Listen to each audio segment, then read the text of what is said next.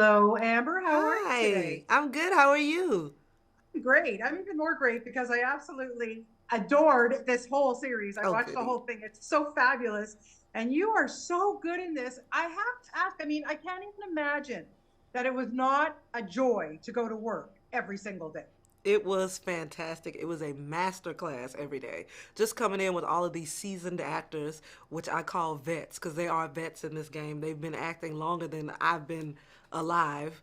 And it has been amazing to watch them work and watch them navigate this space, watch them tackle the language and tackle the work. It has just been such, it felt like I was in school all over again. And I love that, that feeling. I can just imagine. I know this is going to be a very unfair question, but I mean, yes, you get to work with some pretty amazing people in this. There's no question.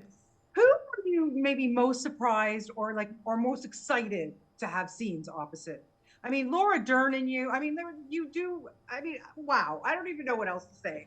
I think Laura and Kristen for sure Yeah, because they are people that I grew up watching. I love Bridesmaids. I watch Bridesmaids at least once a week. That's one of my favorite films. It's one of those good chicken noodle soup feeling movies.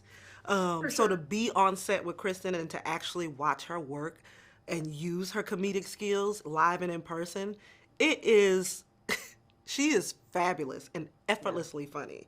And Laura is just so empathetic. She's so graceful with her energy. Being in a scene with her is so, I'm not gonna say easy, but there's this ease and there's this like calmness to it that I haven't really experienced a lot, and I really enjoyed that aspect. That's amazing, making you comfortable. And Yeah, and I think that's the main thing, yeah. when you're working across somebody who's such a veteran to make you feel like that too. Okay, we got to talk about the time period because first off, let's just talk about your wardrobe and the Afro wig. Yes. Discuss. Yes. So when they told me this was 1969, immediately it was like, I want a fro because I had just did Judas and the Black Messiah where I played a Black Panther and I had a fro and it was set in 1968 and I was like, I gotta have a fro for this. It's only Yeah. right. We're going into the 70s. My mother graduated high school in 74 and she has this graduation photo and her fro is out to here. I was like, I gotta have a fro. It's only right. And the costumes were just, they're so rich. Like the colors, we're in like earth tones, browns and burgundies and deep oranges. And the high society ladies are in like bright yellows and pinks and like lavender, all these pastels. It was so beautiful to see all of this come to life. It was like candy for the eyes. Yeah, Gorgeous. absolutely. And what I loved about your character, Virginia, too, like she's pretty no nonsense. She doesn't take crap from anybody. Mm-mm. She's a pretty strong woman. Can I go on? And Mm-hmm. and playing a woman like this in this time period. I mean, what kind of power did you feel playing her? I felt like I had my whole community on my back because I represent that aspect of them in this time period. It's so important to Yeah. be specific because we were going through so much at this time. We're on the heels of civil rights. Like there's a Yeah. lot happening for African Americans at this time. So I felt a great responsibility in order to tell this story truthfully. Yeah, well, you did a great job, I have to say. I Thank loved you. her. She was one of my favorite characters, honestly.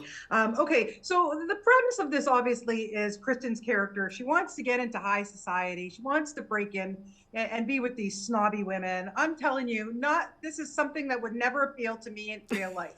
Have you ever tried to get in somewhere where maybe you couldn't, or would you even want to, Amber? I feel like when I was younger in high school, I had this obsession with being popular. I mean, I feel like we all did. It's just par for course. It's human design. And I I used to ask God all the time, "Well, come on, God. I want the cool clothes and the cool hair and all this different kind of stuff." And I keep hearing, "Well, if you would have peaked then, you wouldn't have peaked now." You know, a lot of people who peak early in life, that is their red carpet. You know, I have to give you a chance to develop and grow so that when you do get on those carpets, you are 100% the individual that I have carved you out to be. And I was Yeah. like, "Okay. All right, God, I'll take that." You know. Well, God's going to be very proud of you because you've done very well so far. And I know I'll be Thank talking you. to you many more times.